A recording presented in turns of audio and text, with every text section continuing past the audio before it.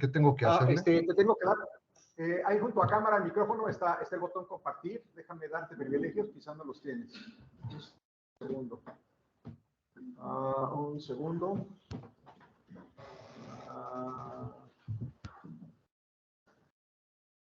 Ya debes tenerlos, si no me equivoco. Ahí junto a cámara y micrófono, el cuadrito compartir.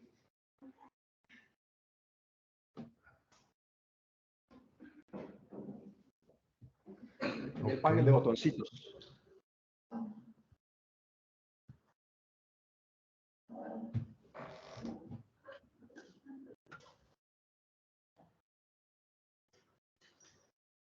A ver. No me sale todavía. No te sale todavía. Debe estar ahí. Quizá. ¿Sabes qué? ¿Entraste a través de navegador o de... El enlace que me diste y a través de Edge. Ok, de Edge. Quizás podemos cerrar la ventana y entrar de nuevo. A lo mejor Okay. tiene que ver con eso. Sí. Entonces entro ¿cómo? ¿Vuelvo a entrar? De la misma manera, nada más Okay. Hay que cerrar esta ventana y repetir el proceso. Dale, ok, va de nuevo. Listo.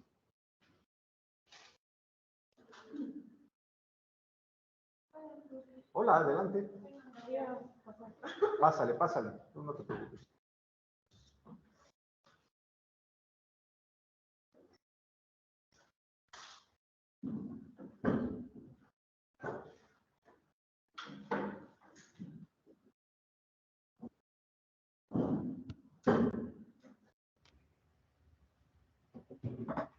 ¿Vale? Si no me equivoco, ahí junto a los botones de cámara y micrófono debe aparecer ahora el botón compartir.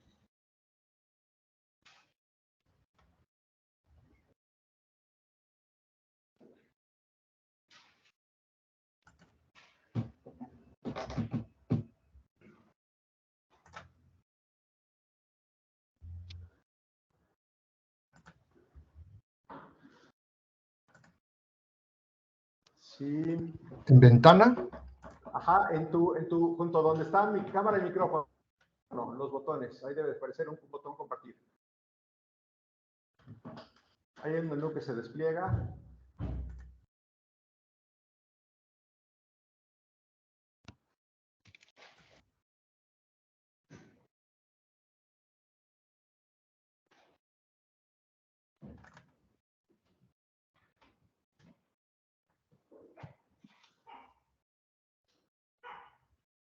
No, mira, aquí en el correo, en el chat, te estoy enviando mi correo. Si quieres, envíame la presentación y yo la proyecto desde acá. Va. Vale, ahí en el chat ya está mi correo.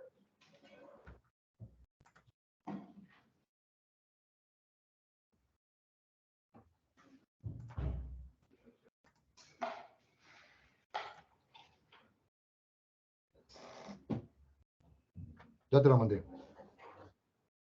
Listo.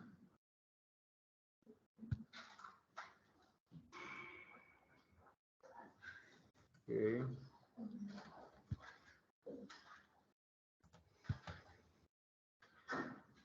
No lo veo todavía.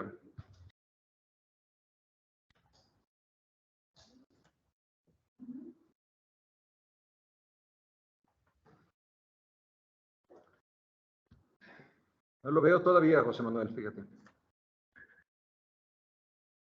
Revisaré si lo escribí bien. Sí, Hernán.rraba, correo. Ok.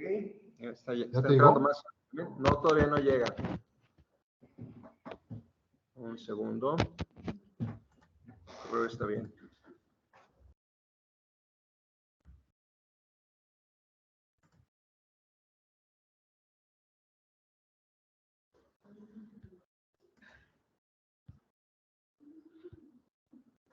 O a través de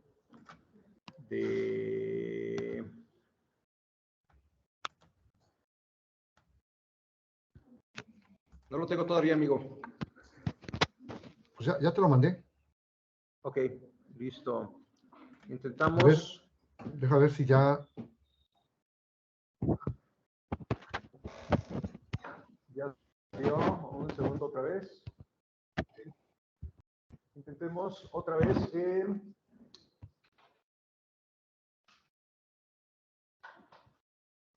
Oye, intentemos otra vez ver si aparece tu botón de compartir en la barra donde está para prender tu cámara, tu micrófono. En esa misma, debes tenerlo habilitado.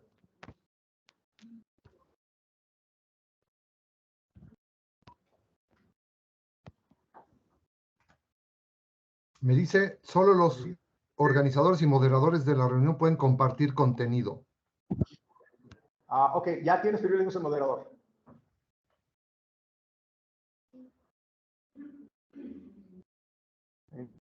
Mismo intentamos oprimir ese botón.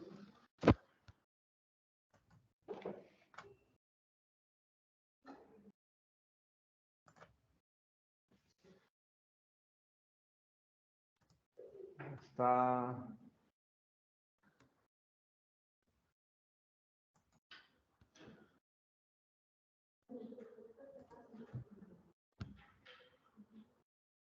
Ahí lo tienes.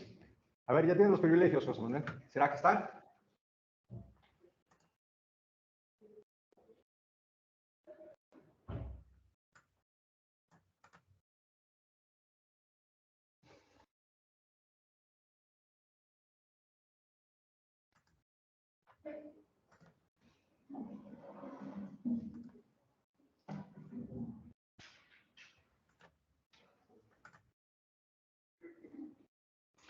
Listo. Muy bien. ¿Ya se ve? Ya se ve la pantalla. Ok. La pantalla, muy bien. Falta.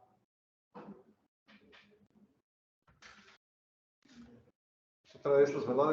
El más común es Zoom y Teams.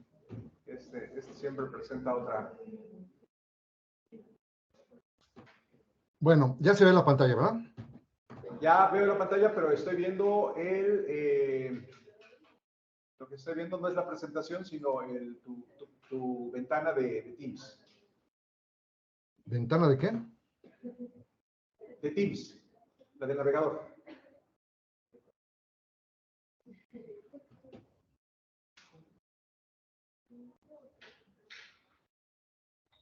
Entonces, quizá repetimos el... por cierto. ¿Sabes qué sucedió? A lo mejor compartiste, doctor, únicamente la ventana y no la pantalla. A ver. ¿Quieres? Dejamos de compartir ahí con el cuadrito de la X. Compartimos de nuevo toda la pantalla.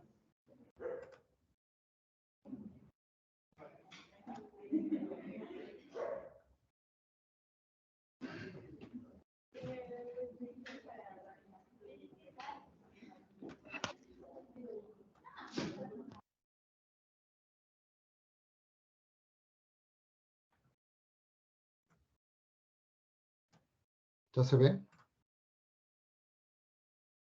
Ahora nada más habría que poner la presentación, ponerlo en modo presentación y listo. A suprimir exactamente. Perfecto. ¿Está? Estamos listos. Estamos listos. Bueno, pues, la verdad es que yo Teams casi no lo uso más bien Zoom, como decías. Pero bueno, pues te agradezco ahora sí que la invitación a compartir esto. Como tú decías, bueno, pues hemos utilizado pues a la mercadotecnia durante ya muchos años y pues me da gusto poder compartir esto con jóvenes. Cuando me dijiste que, bueno, que me invitabas a esta plática, pues ya como una costumbre, lo que hago es que me imagino a qué público vamos a hablar. Entonces, pues investigué unos chicos que están en quinto semestre, como me dijiste, de qué edad serían. Y entonces, a partir de eso, pues investigo cuáles son sus características, ¿no? Y bueno, aprovecho para hablarles de las generaciones. Hablamos de 5 generaciones actualmente, pues que podríamos decir que son las generaciones que estamos vivos. La primera es la generación silenciosa, bueno, que son personas que oscilan entre los 78 años y 95 años. Luego sigue la generación de la cual yo formo parte, si bien en la parte final, pero yo soy de la generación que se llama la de los baby boomers o la generación de la Segunda Guerra Mundial, que tiene una característica que pues nos inculcaron o de alguna manera creemos en el trabajo duro. Después sigue la generación X, que son personas que tienen entre 43 y 58 años. Muchos líderes mundiales pertenecen a esta generación. Luego sigue la generación Y, que normalmente es conocida también como millennials. Y aquí hay dos generaciones Y, la que se llama los jóvenes millennials o los adultos millennials. Y luego sigue la generación en la que creo que están la mayoría de ustedes, que es la generación Z.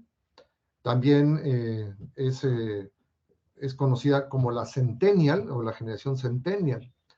Y bueno, esta clasificación nos permite de alguna manera conocer un poquito a las personas con las que estamos hablando. Ya hablando concretamente de la generación Z, Centennials o también llamados Post-Millennials, pues podemos decir que son personas que, como ustedes, nacieron ya con la tecnología en la mano, como se dice. Les gusta mucho o ponderan mucho la privacidad, les gusta mucho todo el tema de las mensajerías instantáneas, el WhatsApp, el Telegram, etcétera. Pues desde muy chicos ustedes ya interactuaban con redes sociales, cosa que no ocurría con la generación de nosotros. La generación de Hernán y la mía son distintas, pero nosotros no estábamos acostumbrados a esto, más Hernán que yo, pero no era lo común. Para ustedes sí es lo común. Ustedes son una generación que genera contenido, cosa que a nosotros no nos ocurría. Yo soy de una generación en la que somos espectadores, crecimos siendo espectadores. Íbamos al circo, íbamos al cine, íbamos al teatro, al estadio de fútbol, al estadio de béisbol tal vez, pero siempre como un espectador callado, un espectador poco participativo. Si acaso echabas porras o aplaudías y punto. Pero ustedes ya pertenecen a una generación más interactiva, en este caso con espectáculos, pero más interactiva en todo. Entonces, eso genera una cualidad muy especial. Son una generación creativa, son una generación menos idealista, más realista que la generación de los millennials, más realista que los millennials, pero también tienden mucho a ser pesimistas. Obviamente, esto no es una crítica a ti como persona, sino es de alguna manera, como un estudio, como un tratar de entender a las poblaciones. No hablamos de personas en lo individual. Alguien puede decir, no, es que yo no soy así o yo no soy así. Estábamos de acuerdo, pero hablando poblacionalmente, generalmente sí coinciden este tipo de características. Bueno, están muy preocupados por el tema ambiental, por el tema de lo verde, lo ecológico, y también se busca mucho la reutilización de las cosas, lo que se llama el C-commerce, o sea, una utilización de los bienes de consumidor a consumidor, cosa que antes no pasaba. Antes lo que se buscaba era una utilización nueva, o sea, que yo sea el primero y el único que usó el bien que estoy comprando. Y ahora sí se piensa, se admite, incluso se pondera positivamente la reutilización de algunas cosas en bien de la naturaleza. Son personas muy fieles a las marcas, digamos que cuesta trabajo convencerlos, pero una vez que se identifican con una marca, sobre todo si esa marca coincide con sus valores personales, con sus valores de alguna manera filosóficos, entonces son muy fieles a la marca. Una cosa muy característica es que ustedes están muy acostumbrados a pues, viajar en Uber o en aplicaciones de este tipo, comprar en línea, comprar comida también a domicilio. Y una cosa muy interesante y muy importante para los que estamos hablando de publicidad es que la capacidad de atención es de 8 segundos. Incluso yo me atrevería a decir que hasta de menos. Contrario a los millennials, que eran un poquito más tolerantes al tiempo, que tenían una capacidad de atención de 12 segundos. ¿Eso qué significa ya en términos prácticos? Pues que si tu página web no carga en 8 segundos, y si tú vas a un público que es generación Z, estás perdido. Tu página tiene que cargar en 5 segundos, cuando mucho 8. Pero los millennials todavía tienen un poquito más de tolerancia. ¿Qué significa esto? Que si la página no cargó, a la siguiente cosa, y ustedes se van a la siguiente página o al siguiente contenido. Como decía yo, piensan mucho sus compras, investigan antes de comprar, pero prefieren tener pocas cosas, pero buenas cosas. O sea, no llenarse de muchas cosas, sino tener pocas cosas, pero de buena calidad. Bueno, esta es una generación que es más proclive a ser emprendedor, y a diferentes de generaciones anteriores como la mía, no les gusta tanto la idea de trabajar para alguien. O sea, no les gusta tanto la idea de ser un empleado, sino más bien de generar su propio ingreso. Bueno.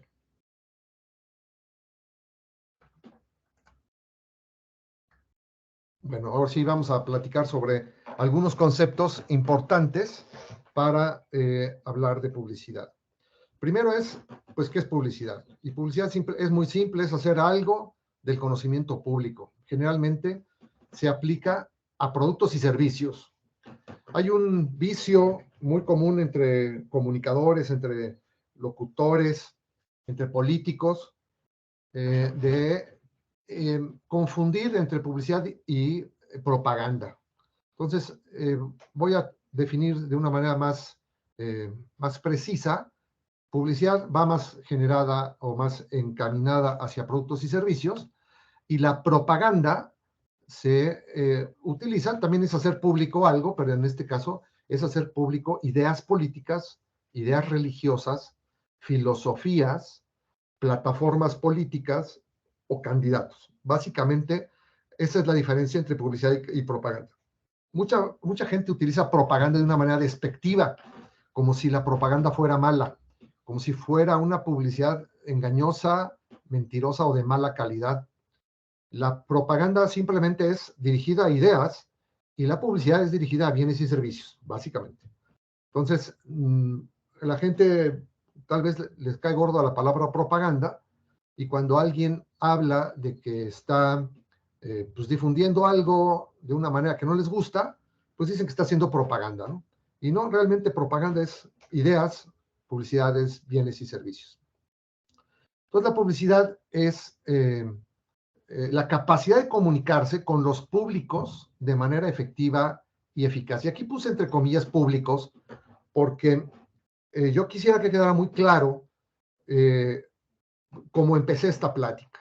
Yo empecé esta plática pensando en ustedes como un público definido, con una edad, con una situación, que viven en una ciudad, tal vez provengan de otros estados, pero viven ahora la mayoría de ustedes en la ciudad de Puebla.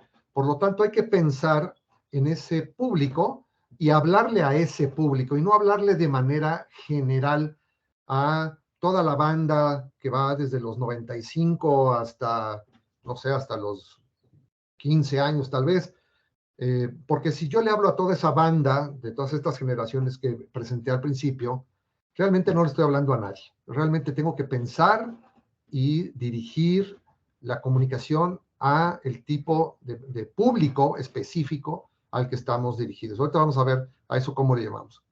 El objetivo de la publicidad entonces es comunicar una solución a un problema.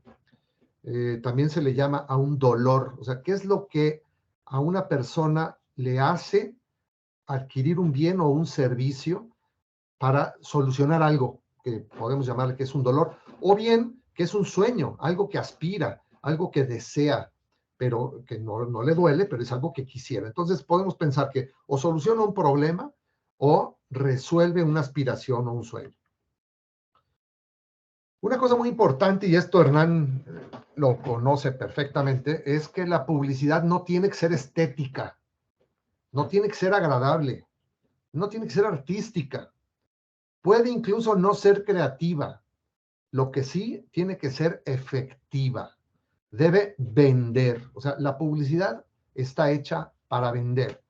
Y a veces yo tuve discusiones con el área creativa, en este caso de la universidad o de las universidades donde he trabajado, porque los diseñadores quieren que la publicidad sea artística, que sea estética, etcétera. Y eso no estorba. El tema es que no se debe quedar ahí. La publicidad no debe quedarse ahí. Hay ejemplos de piezas publicitarias muy creativas, muy artísticas, que ganan premios internacionales, etcétera. Les aplauden, les dan premios, pero no venden. Entonces, eso, aunque gane premios, no sirve. Realmente la publicidad debería ser premiada por los resultados, no por sus cualidades, más bien por sus resultados. Bueno, la publicidad, o también llamada promoción, que forma parte de las 4 Ps de lo que se llama el marketing mix o la mezcla de mercadotecnia. Las 4 Ps, pues, son, digamos que una fase evolutiva primitiva de mezcla de mercadotecnia, porque ahora ya hablamos de 7 Ps o incluso de 8 Ps. Estas 7 Ps más bien están dirigidas hacia las empresas de servicios, digamos empresas de tipo terciario, repasando qué son la industria primaria, es todo lo que es extractivo, minería, pesquería, agricultura, ganadería, etcétera. Todo eso es industria primaria. La industria secundaria es todo lo que es transformación, todo lo que se fabrica. Y las industrias terciarias tienen que ver sobre todo con la prestación de servicios, como por ejemplo servicios educativos, pero servicios de hotelería, etcétera. Todo lo que son servicios y también todo lo que tiene que ver con la sociedad y la economía del conocimiento. Todo lo que tiene que ver con la robótica, la electrónica, la computación, las redes sociales, etcétera. Todo eso forma parte de una industria terciaria. Entonces, las 7 Ps están más dirigidas a este tipo de industria, más elaborada. Pero entonces la publicidad a veces la gente dice, la confunde o piensan que la publicidad es mercadotecnia o confunden mercadotecnia con publicidad. No, la publicidad es una de las partes de la mercadotecnia, ya sea en la clasificación de 4 o en la clasificación de 7 Ps. Y en mercadotecnia se usan estas Ps porque son en inglés, pues algunas partes de la mercadotecnia que coincidentemente, pues en inglés todas empezaron o las forzaron para que empezara con P. En español tenemos nuestros problemas para que coincidan con la P, pero ahorita lo vamos a explicar. En la primera no hay problema, el producto o el servicio, pues es una P sin problema. El precio también coincide con el término en inglés y estos dos no tienen ninguna necesidad de explicación, pero al traducir la palabra place a plaza, pues realmente nos encontramos con un problema porque no define exactamente a qué nos estamos refiriendo.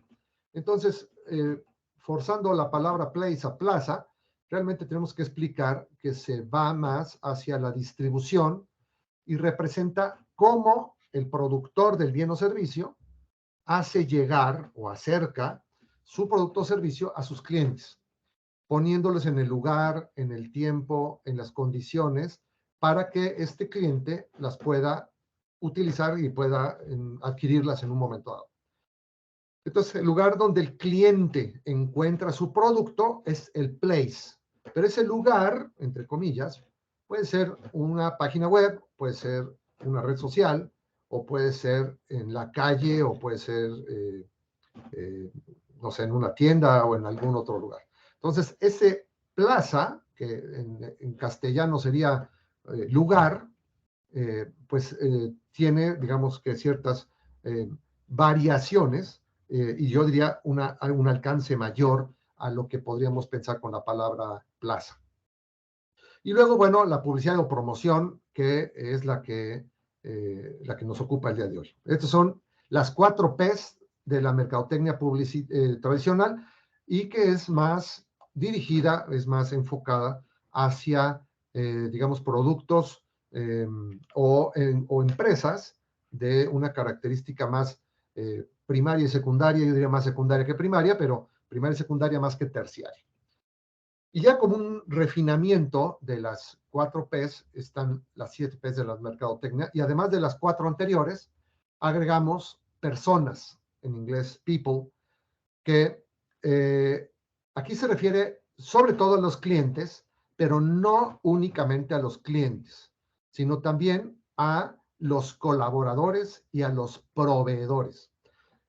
Hay una frase que puede tener parte de razón y parte de mentira, donde dicen que el cliente es lo más importante de una empresa, que incluso hay quien dice el cliente es lo único importante en una empresa, y yo me atrevo a decir que no.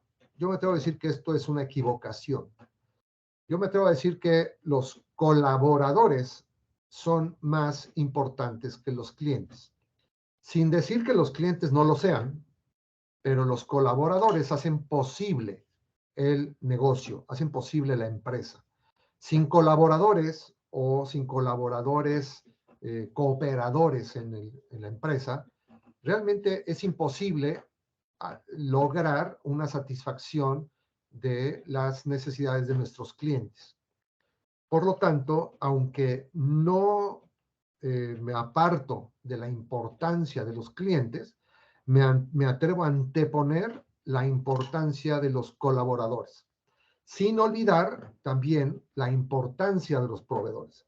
Hay empresas que no tienen posibilidad de escoger entre muchos proveedores, y si se dan el lujo, o yo diría la mala decisión de maltratar a sus proveedores o de maltratar a sus colaboradores o a los dos, y tratar bien a sus clientes, bueno, ponen en riesgo su empresa. Yo lo que creo es que debemos de tener una magnífica relación con los clientes, pero una mejor y extraordinaria relación con los colaboradores, y una muy buena relación con nuestros proveedores.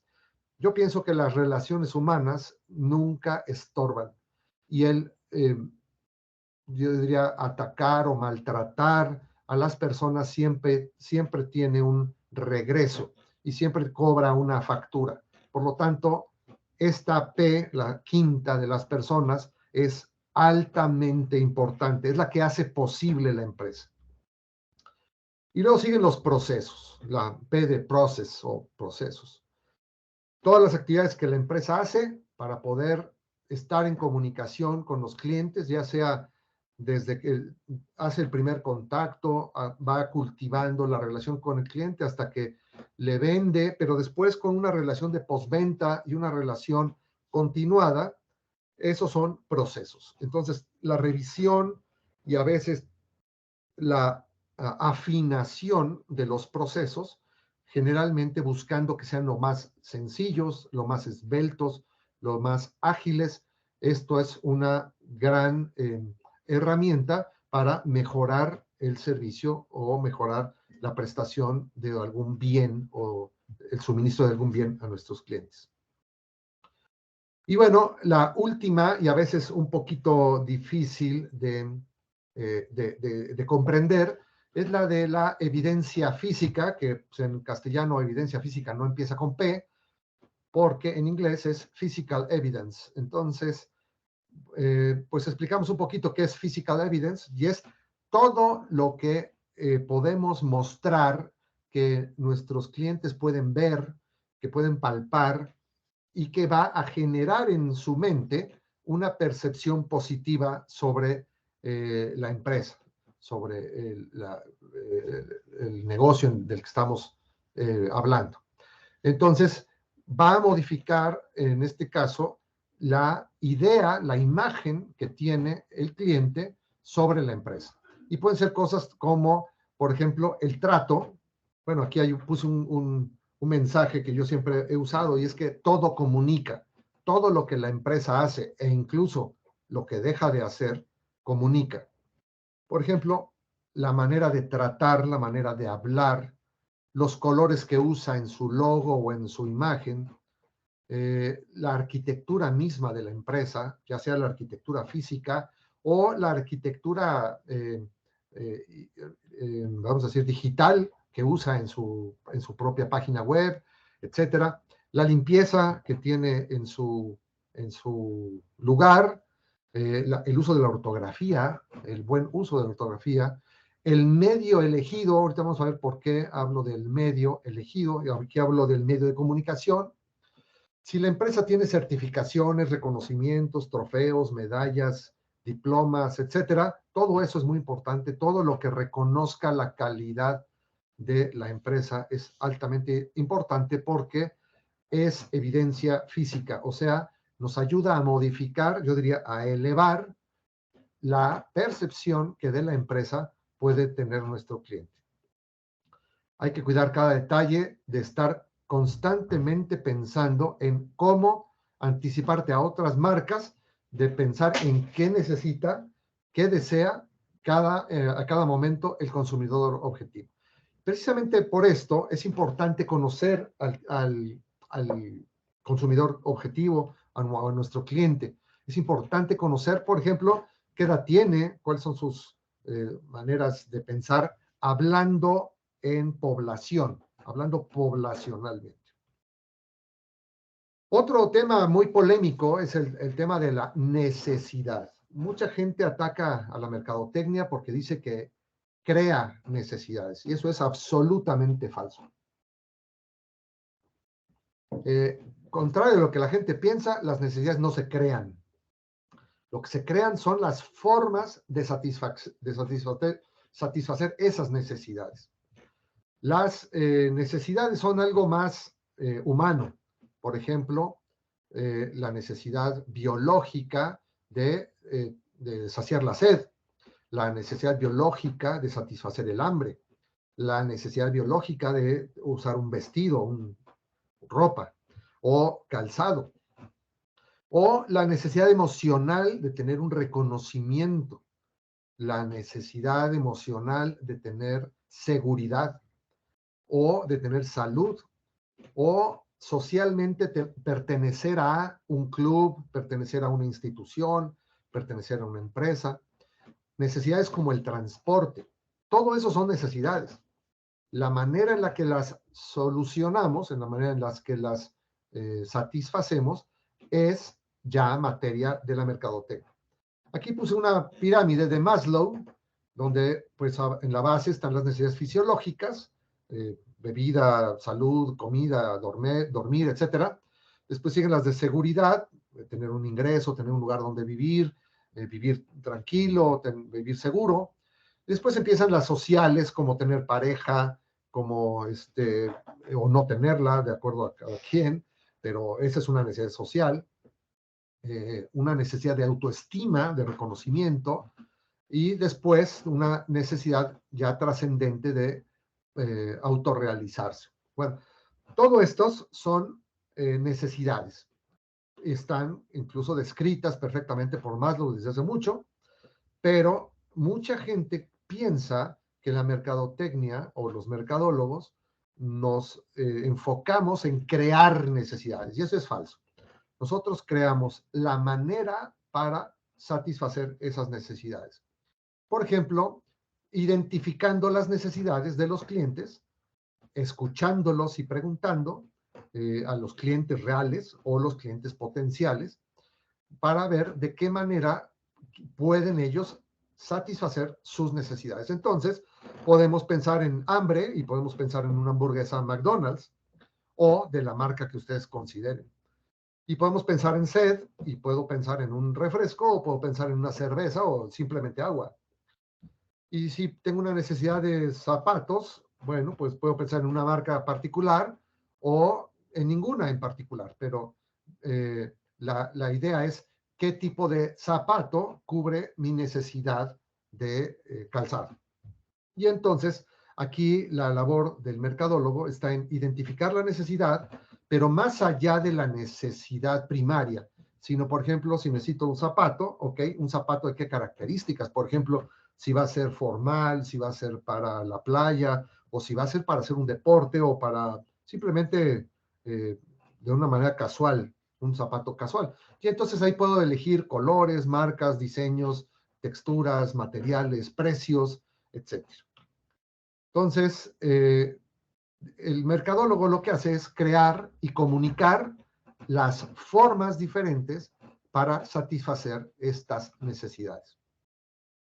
Hay un fenómeno que tiene dos aristas, que se llama la miopía de la mercadotecnia. Yo voy a hablar más bien de una de ellas, la otra es un poquito más compleja y no es el caso concreto de esta plática. La miopía de la mercadotecnia tiene como dos vertientes.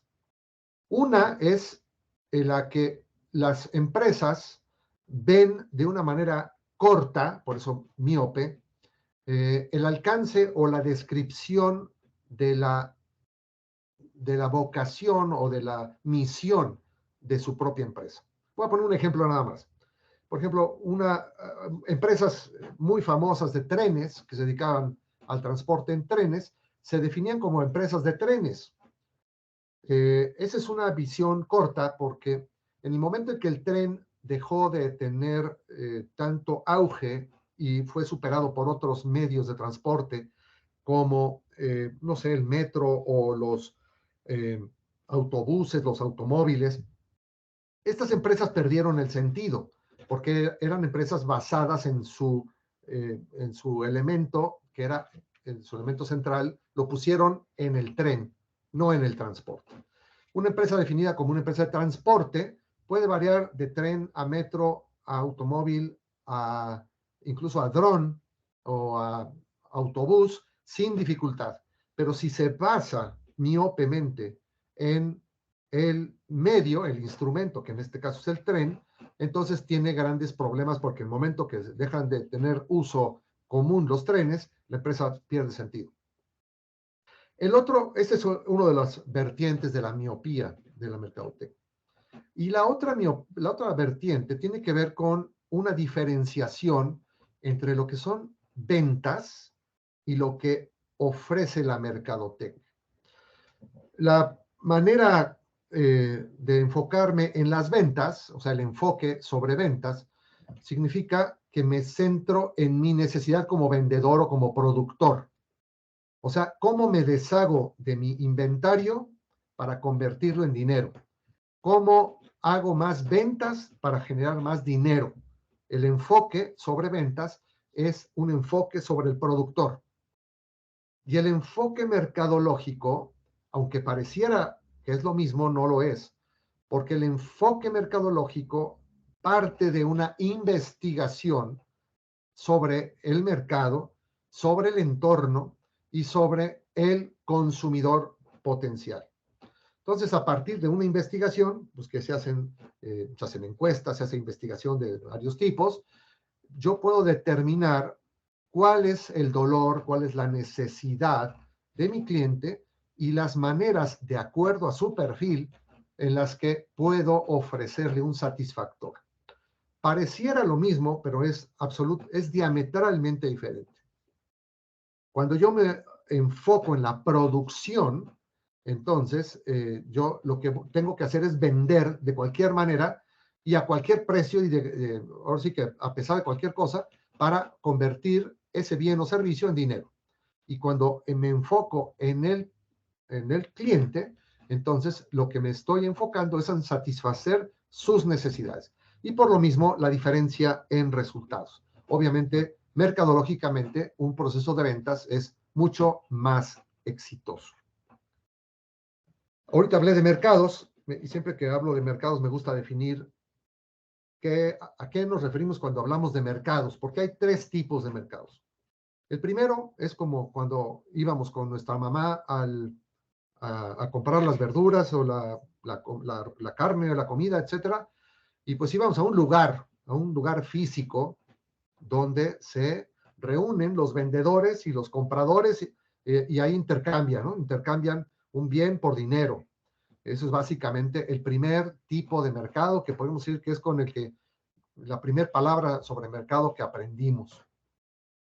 El segundo tiene un enfoque de un economista, y esto es una comunidad donde existen compradores y vendedores. Aquí puse una fotografía de un piso de remates de la Bolsa de Valores, donde es muy evidente que ahí hay gente, pues así amontonada, gritando con sus tablets ahora, antes eran con papeletas, y uno compra y otro vende a gritos, ¿no? Ahí está de una manera muy esquemática, muy evidente, que ahí unos compran y unos venden. Y entonces esto es desde un enfoque de un economista. El economista lo que hace es observar la interacción entre los que compran y los que venden, y a eso le llaman mercado. Pero los mercadólogos o las personas que necesitan vender algo, ya sea un productor que necesita vender sus productos, el mercado lo ven más bien como la comunidad de compradores. Y a los competidores, pues a los que están vendiendo lo mismo que yo, pues les llaman que forman parte de la industria. Entonces, a ellos no los consideran el mercado. El mercado está en el que me compra. Ese es el mercado para un vendedor o para un mercadólogo. Entonces, son diferentes, vamos a decir, acepciones o diferentes enfoques de una misma palabra. Bueno, ahora ya habiendo definido algunas cosas, hablemos un poquito ya de publicidad y promoción. Una vez comprendidos estos fundamentos, vamos a hablar de lo que es un cliente potencial. Bueno, no sé si hasta ahorita hay alguna duda o pregunta.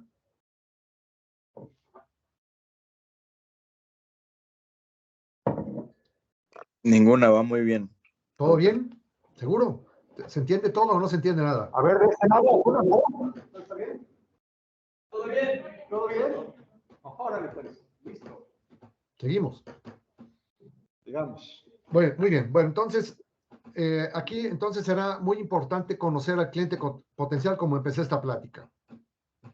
Ahora, a este cliente potencial, en el uso de la mercadotecnia electrónica, también se le llama avatar o también se le llama buyer persona o buyer persona. Y es a quien le vamos a hablar. Y como dije al principio, quien le habla a todos, no le habla a nadie. ¿Qué significa esto? Si yo le quiero vender a todo mundo, realmente no le voy a vender a nadie, porque le estoy hablando en general a todos y no me estoy dirigiendo a una parte del mercado que es a la que voy a diseñar, para la que voy a diseñar toda mi oferta. Y al hablar de oferta hablo de la comunicación, y hablo del servicio, y hablo del producto, y hablo del seguimiento, y hablo de todo. Entonces, cuando tenemos en mente a quién le estamos hablando y a quién le estamos hablando tiene características particulares, nuestra comunicación y nuestro producto o servicio será más pertinente. ¿Qué significa pertinente?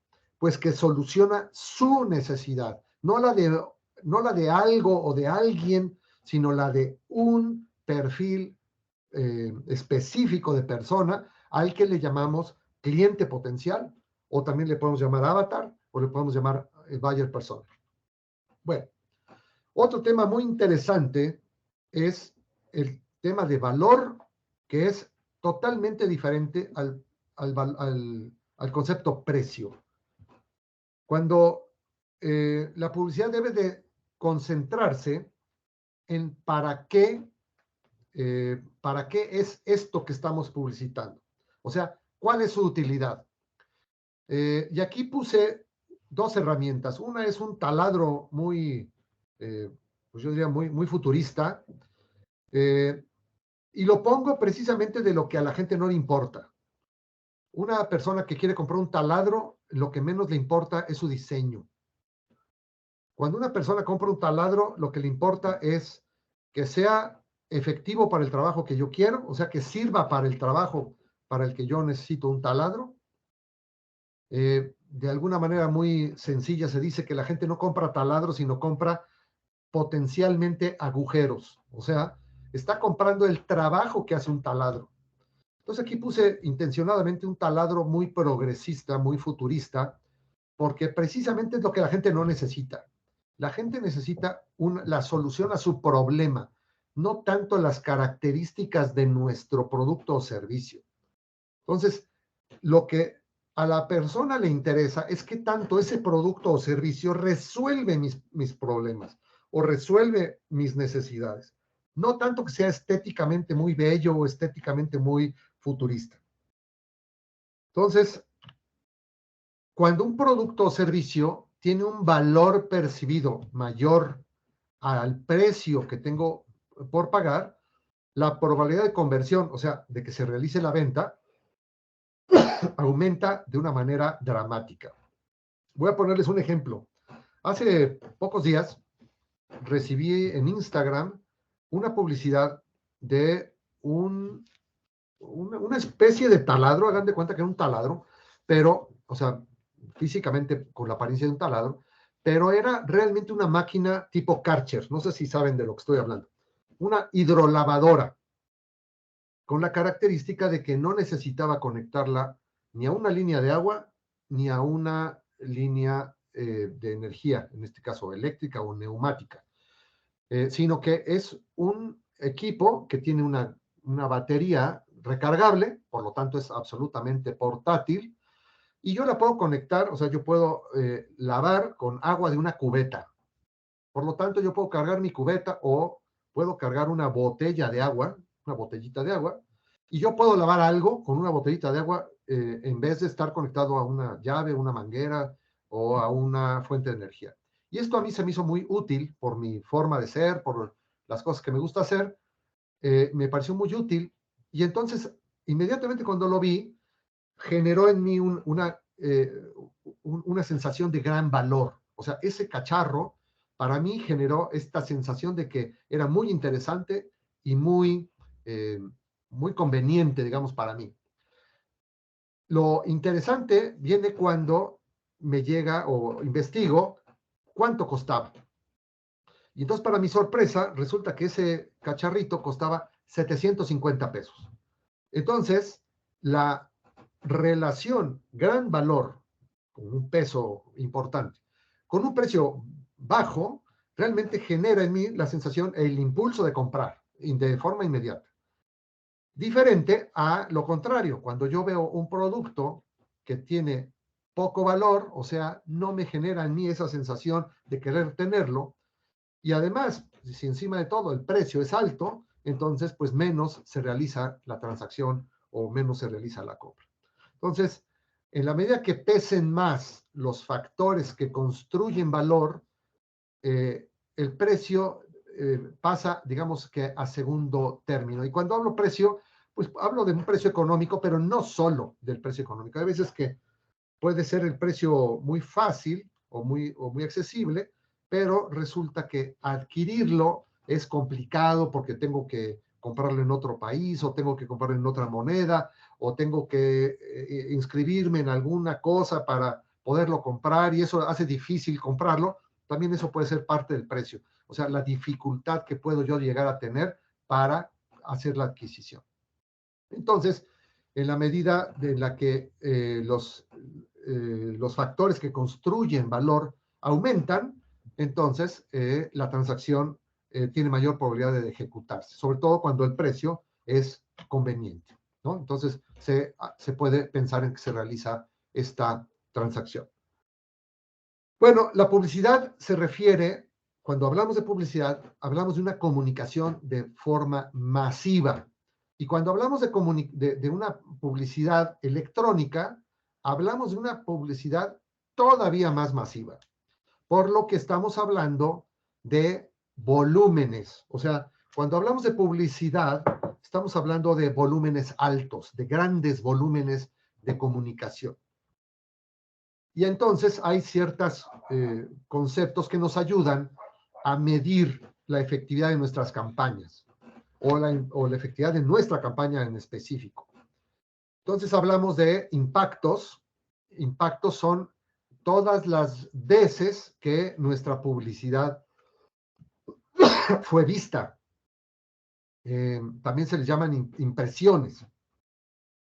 También hablamos de vistas. ¿Cuántas personas vieron nuestra impresión, pero hay diferentes maneras de medir las vistas. Por ejemplo, algunas empresas como Facebook, por ejemplo, te consideran una vista cuando tienes una permanencia de 3 segundos viendo la publicidad. Otras pueden tener otros parámetros para medir una vista. Por ejemplo, registros, pues es cuántas personas vieron tu publicidad, pero además te dieron una forma de contacto, o sea, te dieron su nombre, te dieron un correo electrónico o te dieron un número telefónico para tener contacto tal vez por WhatsApp. Pero de todos estos, por ejemplo, ¿cuántos fueron impactados? ¿Cuántos fueron visitados? ¿Cuántas impresiones? ¿Cuántos me mandaron su registro? ¿Cuántos se mostraron interesados y por lo tanto se constituyen como una oportunidad de ventas?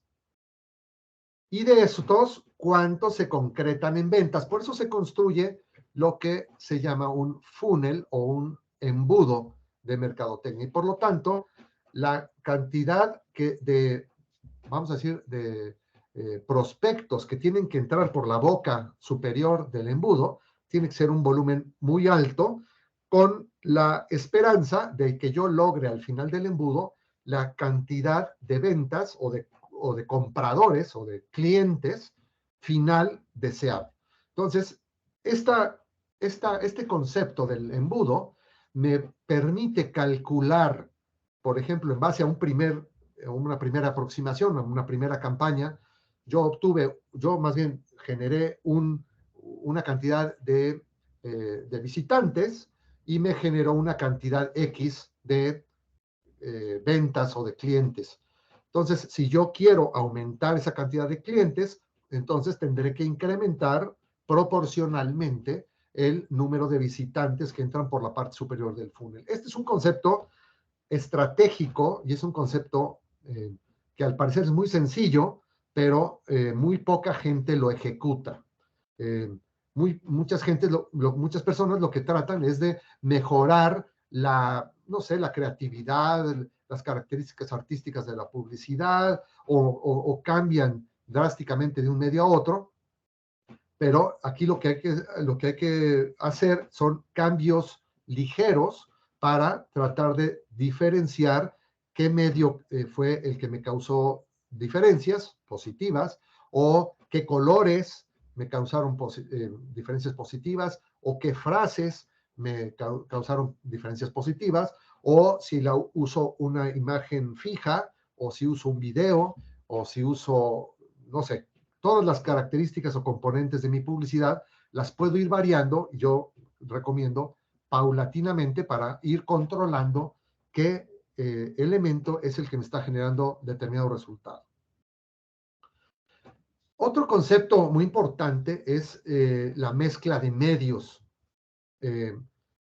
Muchas personas hoy tienen la tentación de pensar en, como ahora la moda es las redes sociales, me olvido del resto.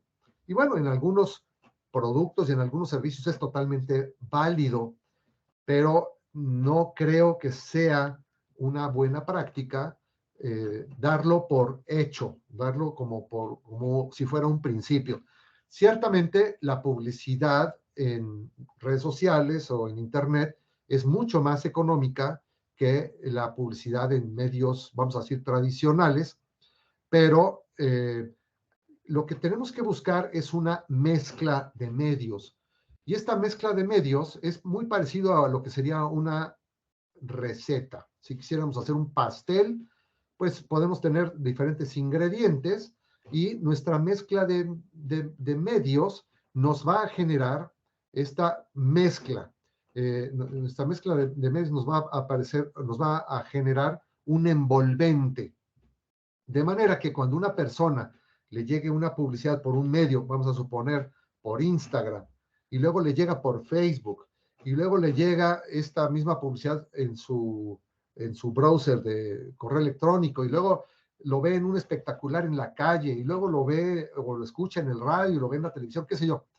Entonces, cuando una persona puede encontrar ese mismo mensaje en diferentes medios, se genera como una comprobación, como diciendo, ya entiendo que esto no es solamente de Internet, porque mucha gente puede llegar a tener ciertas desconfianzas por internet, o alguna persona puede, no sé, encontrar una comprobación muy parecida a lo que ocurre con una persona cuando una persona te dice algo y luego alguien que no tiene ninguna relación te comenta lo mismo. Ocurre lo mismo en nuestro cerebro, que empezamos a como a entender que lo que te dijo la primera es cierto, porque ya me lo dijeron 2 o 3.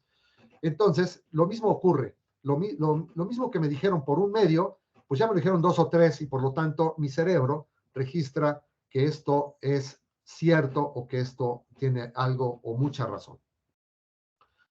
Entonces, aquí el tema es la determinación de qué medios publicitarios contratar, si serán tradicionales, si serán digitales, o si será una mezcla de digitales o ambos, digitales y tradicionales. ¿Y en qué proporción?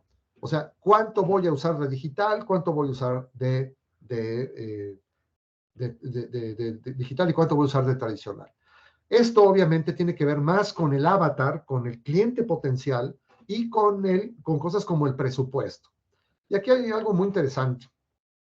Por ejemplo, pues las características de nuestro avatar, de nuestro cliente potencial, sus características demográficas, psicográficas. Por ejemplo, pues no sé si es hombre, mujer, si es casado o no es casado, si tiene hijos, no tiene hijos, su edad, su nivel socioeconómico, su nivel académico. Todo esto constituye características distintas que me van a hacer pensar en un medio o en otro. Otro tema interesante para determinar esta mezcla de medios son los objetivos de la campaña.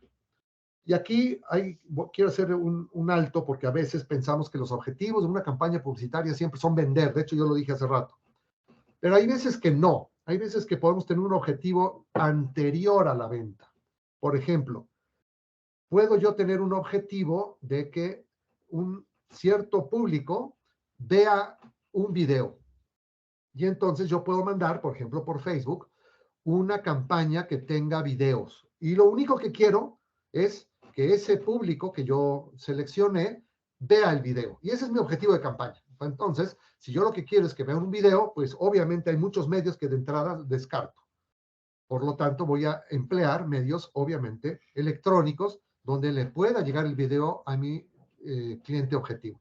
Obviamente estaré yo pensando en Facebook o en Instagram o en TikTok, qué sé yo, dependiendo de las características del cliente potencial y en este caso, el producto, que sería un video. Y la otra es el presupuesto. ¿Cuánto dinero tengo disponible para mi campaña? También hay veces que tal vez pueda uno pensar de una manera muy romántica que lo mejor es comprar una campaña nacional con, no sé, con anuncios en horario AAA, en televisión, etcétera. Suena muy bonito, pero la realidad se estrella con el presupuesto. Si no hay un presupuesto para eso, pues tendremos que ser más creativos, tenemos que buscar caminos alternos. No siempre se tienen presupuestos abundantes para publicidad. Bueno, la otra es que también el medio genera un mensaje. Por ejemplo, si yo elijo poner una publicidad en un espectacular, inmediatamente mando un mensaje de la capacidad económica de la empresa que está generando esa publicidad. De una manera inconsciente, las personas piensan que un espectacular es muy caro, es excesivamente caro, y de manera inconsciente le ponen una característica de muy caro y no saben ni cuánto cuesta. Pero sí tiene una característica de que eso solamente lo manejan empresas de carácter nacional o internacional y con una gran capacidad económica, lo cual es absolutamente falso. Pero la impresión que genera en una empresa, en el cliente, el que una empresa se publicite con un espectacular, genera este efecto de importancia de la empresa. Por lo tanto, el medio también es un mensaje implícito.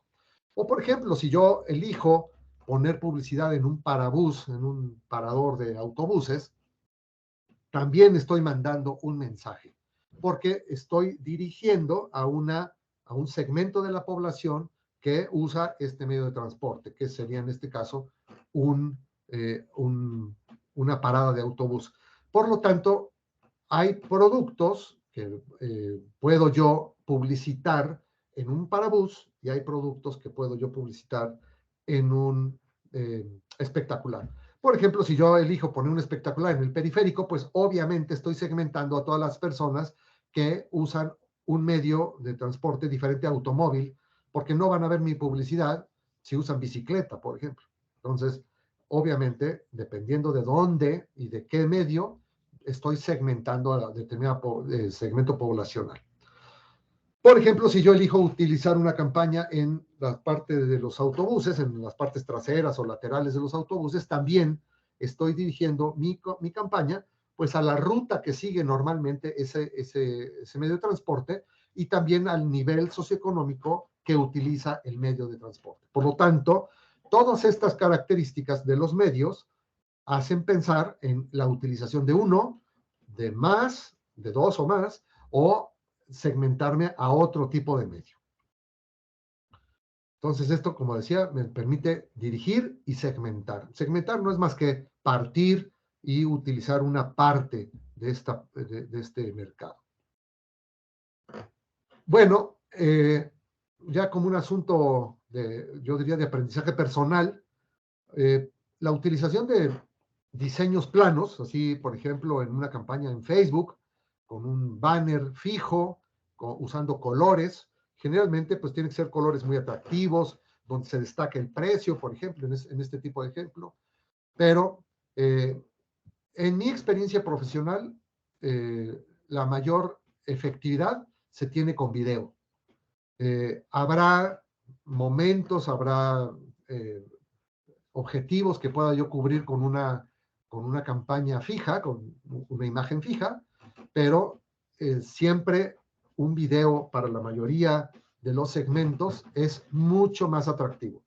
Habrá quien prefiera el anuncio fijo, pero la mayoría de las personas, sobre todo las más jóvenes, tienen una preferencia, yo diría, brutalmente mayor hacia la utilización del video, y ustedes piensen pues en la publicidad que les ha llegado últimamente y a cuál le ponen más atención. Bueno, y la otra es las ventajas de la publicidad digital. Pues obviamente la publicidad digital es más económica, es tremendamente más económica y es tremendamente más masiva. Hay forma de llegar a muchas más personas, de allegar más personas a la boca superior del embudo a través de publicidad digital. Es mucho más fácil de dirigir al avatar descrito, porque cuando yo programo la publicidad, por ejemplo en Facebook, hay una capacidad de dirección, una capacidad de segmentación por área geográfica, por edad, por situación civil, como casado, soltero, por grado académico, por uso o no uso de tarjetas de crédito, por qué tan frecuentemente esta persona viaja, le gusta el turismo, etcétera. Hay muchos factores con los que yo puedo confeccionar y obviamente segmentar y hacer mi publicidad mucho más precisa, porque tengo un avatar muy preciso y por lo tanto a la hora de que yo programo la publicidad soy mucho más pertinente, porque le mando, digamos que un traje a la medida, lo que está esperando.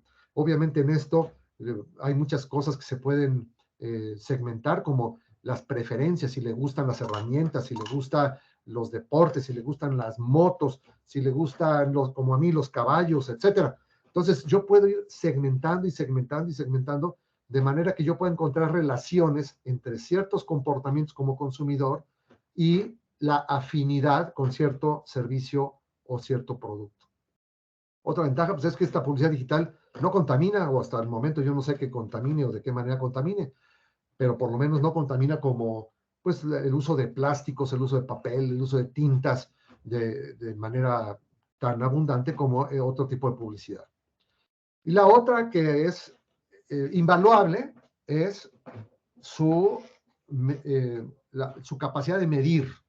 Podemos medir el alcance, o sea, a cuántas personas llegó, podemos medir cuántas veces se vio, podemos medir cuántas personas se registraron, de estas registradas, cuántas mostraron interés, y aquí, por ejemplo, puedo decir cómo mostraron interés, pues cuando tuvieron una acción. Por ejemplo, yo mandé mi registro, pero tuvieron una acción. Una acción puede ser contestarme una llamada. Otra acción puede ser me mandaron un correo. Otra acción es me mandaron un WhatsApp. Otra acción es me pidieron el precio. Esa ya fue una acción, por lo tanto es un interés. Y si está interesado es una oportunidad. Y la otra es cuántas vendí. Entonces, todo esto me lo puede generar la publicidad digital de una manera más fácil y más precisa que la publicidad tradicional. Bueno, pues creo que hasta ahí llego. No sé si haya preguntas.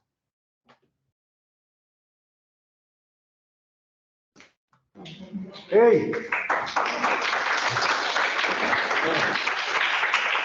Ok, creo que es una visión, nos diste un panorama súper completo del tema y me gustó mucho la parte en donde destacas las ventajas de lo digital. También creo que describiste muy bien a estos públicos con los que estamos lidiando. Yo sigo siendo orgullosamente, bueno, no tan orgullosamente, pero soy una generación X tradicional. Muy bien, señores, ¿qué reites nos cayeron? ¿Qué cosas nos hicieron y qué cosas llamaron nuestra atención ahorita? ¿Cómo encontramos pertinente todo lo que vimos ahora? ¿Qué me dicen? Sí. Vimos complacidos con todo cómo nos satisface en todos los aspectos. ¿Sí pudiste escuchar el comentario, José Manuel? No. ¿No? Está trabajando con el micrófono de la. Puedes acercarte un poco más. ¡Qué miedo! Acércate. Aquí ya te escucha. Okay. Hola. Hola.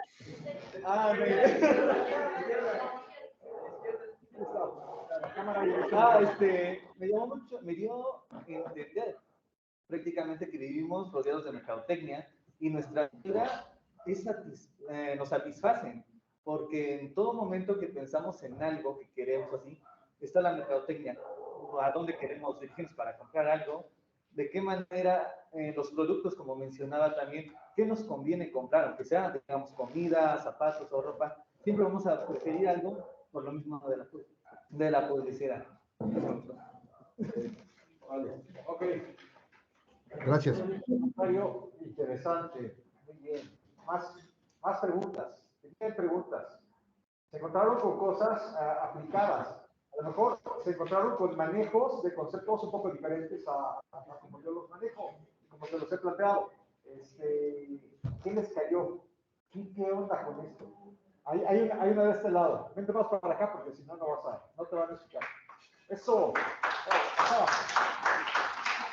Es el candidato, hombre. Listo. ¿Se quiere, verdad? Sí. Bueno, lo que a mí me llamó la atención mucho es que yo tenía siempre la duda de que siempre si una necesidad se creaba, ¿no?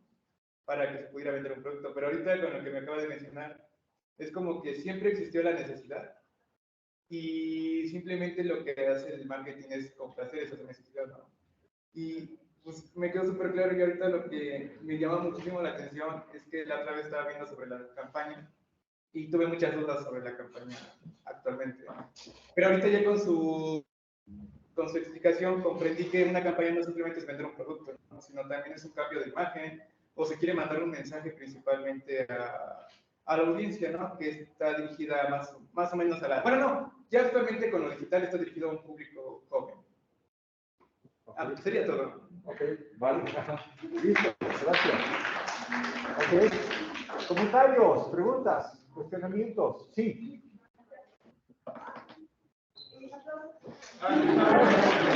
Me mandan aplausos aquí, ¿cómo ves? Buenos días. Bueno, yo quería comentarles que me llamó mucho la atención lo que dijo, que un producto quizá no, o sea, dijo que el precio no debe estar como muy dirigido a satisfacer al vendedor, sino al cliente. Entonces, muchas veces decimos como, ay, para lo que es una ganga, la verdad. Pero aunque el productor no genere muchas ganancias con un producto, vende muchos de esos porque están baratos y tienen, o sea, su valor es muy alto. Entonces así genera más ganancias. Y la verdad, o sea, a mí me gusta vender y todo eso, entonces creo que ahorita con lo que dijo, me cayó un 20 y voy a cambiar mi estrategia o voy a hacer algo. No, muchas gracias. Y sí, es súper cierto, ¿no? A veces lo que conviene es, estás gastando más con un inventario almacenado en una bodega porque estás pasando renta, lo que necesitas es vaciarlo. Pues podría haber un espacio ahí. Estaba recordando casos de algunas empresas por las que hemos pasado, en donde esas cosas eran frecuentes. Muy bien, jóvenes, adelante. O en línea, había alguien más que estaba, no creo que ya en línea ya no tenemos a nadie. En línea, ¿se fue? Vamos, órale. Adelante, por favor, Juan. Las mías sí son preguntas. Eso, listo. Primero, ¿qué es un cliente potencial? ¿El que está dispuesto a comprar o es todo aquel que puede comprar? A ver, contesto. Cliente potencial es cualquier persona que tiene las características para que poder comprar. No es el que quiere, es el que puede, ¿sí? O sea, te voy a poner un ejemplo. En alguna ocasión tuve una discusión con una, voy a entrecomillar, asesora, y Hernán creo que sabrá de qué estoy hablando. Teníamos la intención, por ejemplo, de hablar con muchachos de bachillerato. Y entonces yo decía, bueno, ok, mi cliente potencial está principalmente en la ciudad de Puebla. Y me decía, no, tu cliente potencial es cualquiera que estudie bachillerato. ¿Qué opinas? ¿Tú qué opinas de eso? ¿Perdón? Es que no es lo mismo tener la oportunidad de estudiar en una escuela privada que tener la oportunidad de estudiar en donde tú quieres. A ver, si la universidad está en la ciudad de Puebla, tus clientes potenciales están en China. No. ¿Y en China estudian bachillerato? Sí. Sí, ¿no? Entonces, China no es cliente potencial, si lo quieres ver así de una manera brutal, ¿no? China no es cliente potencial, pero tampoco Monterrey, ni tampoco Guadalajara, ni tampoco Chiapas. ¿Sí me explicó?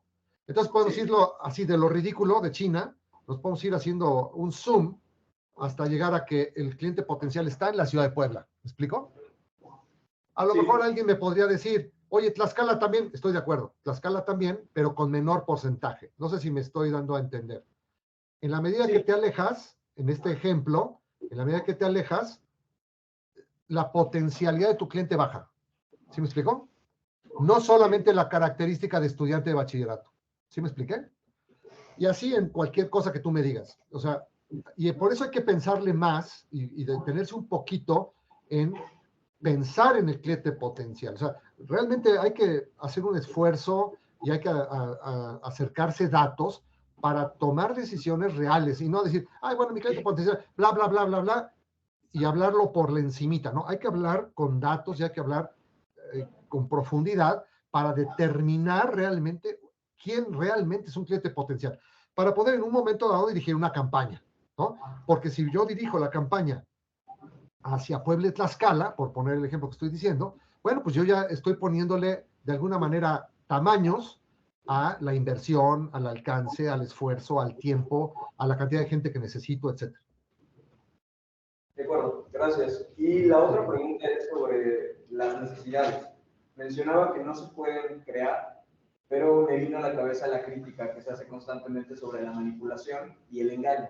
¿Qué podría decirme usted acerca de esto? ¿El marketing realmente usa estrategias de manipulación y engaño para el consumidor?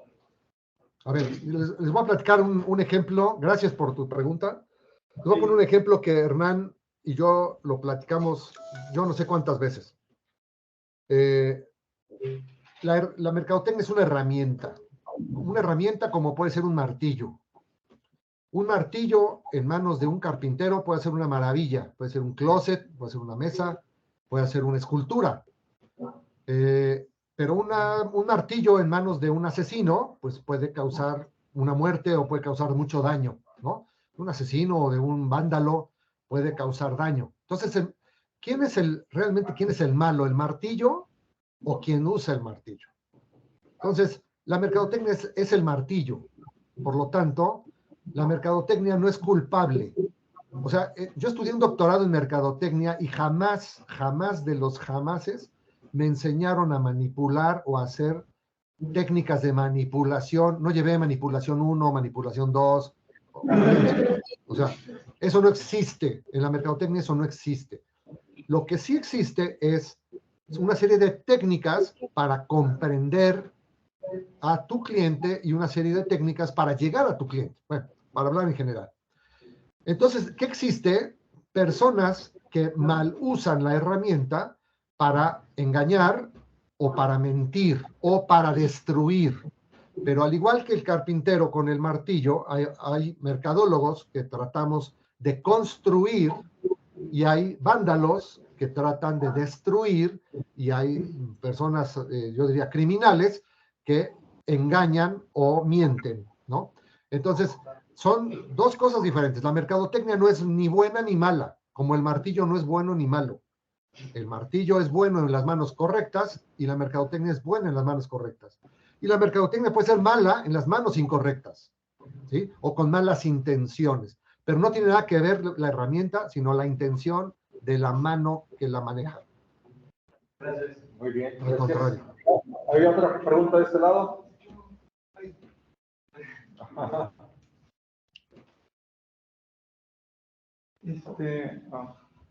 Hola otra vez. Bueno, Hola. yo tengo tres preguntas.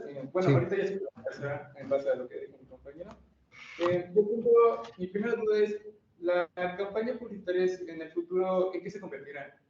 La publicidad tradicional, para que pueda seguir existiendo, ¿va a desaparecer en el futuro o se va a transformar en algo más para que pueda seguir existiendo? A ver, te contesto por si no, luego se me va a olvidar. No lo sé, sinceramente me lo he preguntado yo mismo, no lo sé. Yo lo que sí creo es que habrá medios que van a minimizarse. Caso concreto, voy a hablar, por ejemplo, de la televisión. La televisión se ha transformado muchísimo en los últimos años porque el segmento socioeconómico medio y alto prácticamente ya no ve televisión. Estoy hablando de televisión abierta. Utiliza una pantalla, antes se les llamaban televisiones, ahora les llamamos pantallas, pero muchas personas, me incluyo, no usamos ya televisión. O sea, vemos Netflix o vemos algún medio de streaming para ver algo específico, o pongo un partido de fútbol, etcétera, pero veo algo específico distinto a como lo ven niveles socioeconómicos más bajos. Hoy por hoy, por ejemplo, las personas que se publicitan en televisión abierta generalmente se publicitan con un direccionamiento a un público adulto mayor, o sea, con un nivel de edad alto y con un nivel o un perfil socioeconómico bajo, con un nivel académico bajo. O sea, televisión abierta hoy es casi sinónimo de un mercado de masa, un mercado masivo y de consumo. Por ejemplo, difícilmente alguien, por poner un ejemplo, difícilmente alguien hará una campaña publicitaria para vender computadoras de última generación, Mac, por ejemplo, o un iPhone en televisión abierta. Pero sí te van a vender una salsa de tomate o una mayonesa o, no sé, cosas de consumo, sobre todo de consumo y de precio bajo. Entonces, ¿a dónde estaría la publicidad más específicamente de alta tecnología y de una inversión alta? Pues estaría en medios como TikTok, como Facebook tal vez, como Instagram o tal vez en algún medio de televisión de streaming. Entonces, esto te dice que el futuro de la televisión, ya que estamos hablando del futuro de la televisión como publicidad tradicional, el futuro de la televisión hoy está hacia un segmento adquisitivo bajo. Y por eso los efectos que hemos visto en las empresas publicitarias, empresas de televisión, por ejemplo, han quitado comunicadores caros, por ejemplo, las personas, los locutores que le costaban muy caro a las empresas televisoras, los que más cobraban ya no están, y ellos ya están ahora en Internet. A los artistas que eran exclusivos de Televisa, etcétera, los han quitado porque ya no hay dinero para pagarles. Antes había dinero para pagarles, ahora ya no lo hay, porque la publicidad se ha vuelto más barata, más masiva, más de productos de consumo, pero de un nivel socioeconómico de bajo poder adquisitivo. Por lo tanto, los anunciantes han migrado, ¿no? Entonces, los que pagaban grandes volúmenes de publicidad ya están en otros medios. Entonces, ¿cuál será el futuro? No lo sé, pero sí lo que creo es que se ha cambiado la configuración de los medios y obviamente habrá quienes desaparezcan, seguro, y habrá quienes se minimicen. Voy a poner un ejemplo también. Antes, quien quería vender algo rápido hacía volantes, ¿no? Todavía hay gente que hace volantes, por lo tanto, todavía hay gente que imprime volantes. Pero yo pienso que las imprentas que estaban dedicadas a imprimir volantes, ahora venden una fracción mínima de lo que antes vendían. Porque antes todo el mundo hacía volantes, ahora casi nadie hace volantes, ¿no? De hecho, muchas veces, algunas personas me preguntan, oye, fíjate que estoy vendiendo esto, hice unos volantes. Le dije, bueno, pues qué bueno que ya los hiciste, porque si me hubieras preguntado antes, yo te hubiera dicho, mejor publicítalo en Facebook, no imprimas, ¿no? Te sale muchísimo más barato publicidad en Facebook que volantes, y además vas a llegar a más gente y a más barato y además sin contaminar. Y lo puedes hacer de inmediato, no tienes que esperar a que te los hagan, te los impriman, te los diseñen, etcétera. Lo puedes hacer de inmediato. Entonces, las cosas sí han variado. Habrá quienes desaparezcan, seguro, y habrán quienes se hagan muy chiquitos, y la mezcla, en este caso de medios, pues se va a enriquecer y cada vez se enriquece más, con más plataformas, con más redes, con más cosas, ¿no? Me estaba acordando de la sección amarilla. Exactamente, es un ejemplo perfecto, no sé si lo quieres platicar. No, pues brevemente, antes gastaba una de las principales, en la universidad donde trabajé antes de trabajar con José Manuel, y también en el país, una de las primeras cosas, uno de los trozos grandes de presupuesto que teníamos era para espacios amplios en la sección amarilla, ¿no? La sección amarilla era de este tamaño, era gruesísima. Pero, híjole, llegó un momento, nos tocó vivirlo también, donde comenzó a hacerse delgada y dejabas de dedicarle dinero. Además que también la gente que manejaba, a veces la gente que te atendía tenía actitudes como de, yo soy la omnipotente sección amarilla, te doy el privilegio de contratarme, ¿no? Pero eso comenzó a desaparecer. Una buena reflexión sería el Tetra de McLuhan, no sé si lo vieron, si se acuerdan del libro de la aldea global de Marshall. Tiene una herramienta que se llama el Tetra para ver la evolución de los medios y cómo una nueva tecnología le pega a un nuevo medio, ¿no? ¿Ok? ¿Vale? Concretamente, ahorita que hablabas de la sección amarilla, a mí me tocó quitar la sección amarilla en UPAEP. Año con año se compraban 2 páginas centrales de sección amarilla, y era una inversión altísima, era un porcentaje muy importante de mi presupuesto.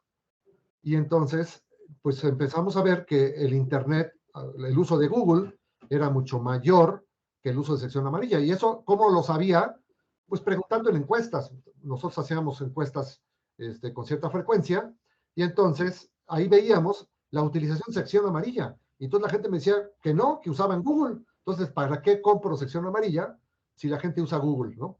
Entonces, pero en este caso, sección amarilla había ido creciendo, digamos, la compra de publicidad de la universidad había crecido, hasta llegar a una inversión muy fuerte, y quitarla no fue fácil, porque tuve que convencer a muchas personas de que el medio ya no era sección amarilla, sino que era Google.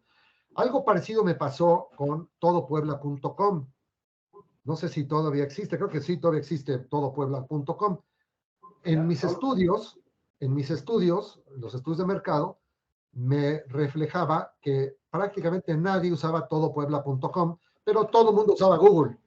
Entonces, pues yo quité el presupuesto de todopuebla.com y no fue fácil, fue complicado. De hecho, el señor dueño de esto me odia, pero pues tuve que tomar la decisión de dirigir mi presupuesto al lugar más efectivo en base a datos, en base a información.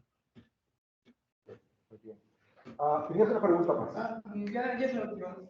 Bueno, tomando un poquito la pregunta que hizo mi anterior compañero sobre si la publicidad es un éxito. Ajá. Yo sí tuve una duda ahí porque no sé si los trailers de películas se pueden mostrar publicidad, no sé si son publicidad, pero en Estados Unidos surgió una problemática en donde se levantó una ley donde los trailers eran no tan engañosos, pero salían escenas que luego a la hora de proyectarse en las películas no salían. Y un ejemplo de esto fue como el tráiler que fue de Infinity War en el 2018, donde había una escena donde salía Hulk y en la película jamás salió eso. No sé si se le considera manipulación o engaño. Pues eso puede ser las dos cosas. O sea, te están engañando porque te están diciendo, te están anunciando una cosa y lo que te están entregando es otra. Por lo tanto, es un engaño. Le puedes llamar engañosa, fraude, publicidad engañosa, publicidad fraudulenta, mentira, manipulación. Es the same. Esto es mal uso de la mercadotecnia.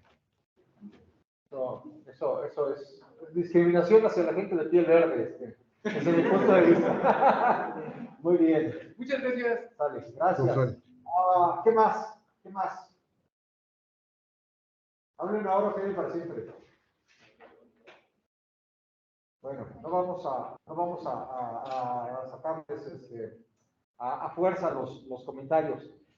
Bueno, en este punto, mi querido José Manuel, pues creo que estamos llegando al final de la sesión, también respetando el tiempo que habíamos, extraído de tu agenda. Te quiero agradecer otra vez la disposición, la generosidad a compartir lo que sabes, lo que has vivido, lo que conoces. Y pues, ¿qué te puedo decir? Me da mucho gusto que estés en esta clase, en esta charla. Siempre es muy agradable poder colaborar contigo. De nuevo, querido amigo.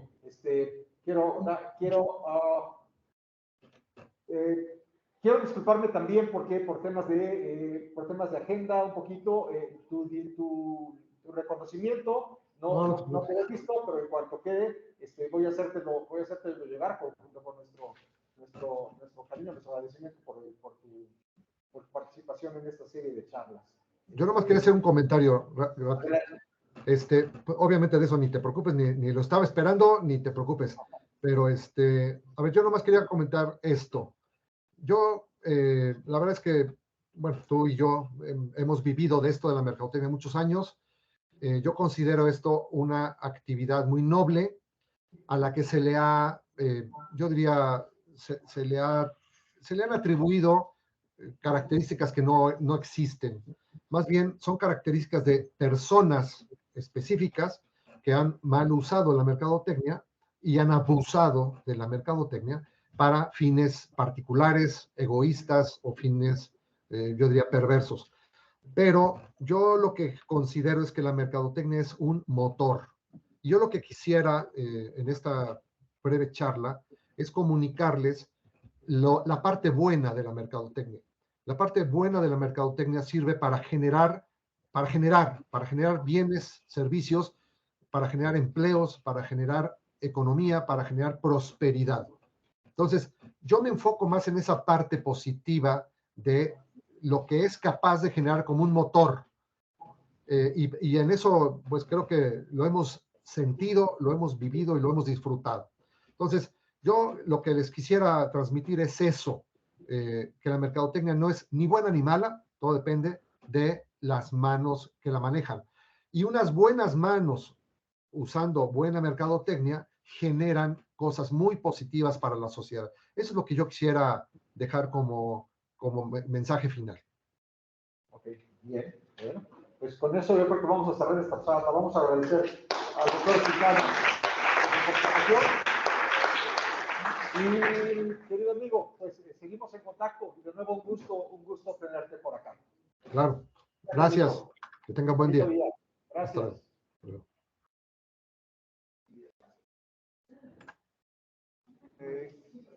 Listo. Y cerramos la sesión por acá. Ok.